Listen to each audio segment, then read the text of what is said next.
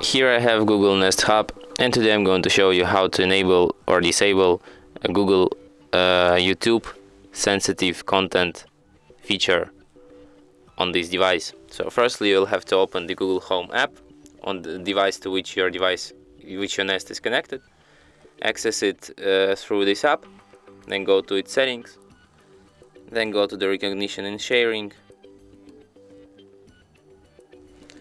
not this one, notifications at Digital Wellbeing, and then to the YouTube settings. And here you can enable YouTube restricted mode, YouTube TV content filter, or you can disable that here.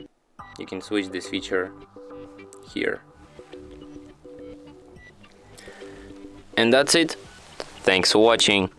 If you find this tutorial useful, don't forget to hit that like button and subscribe to our channel.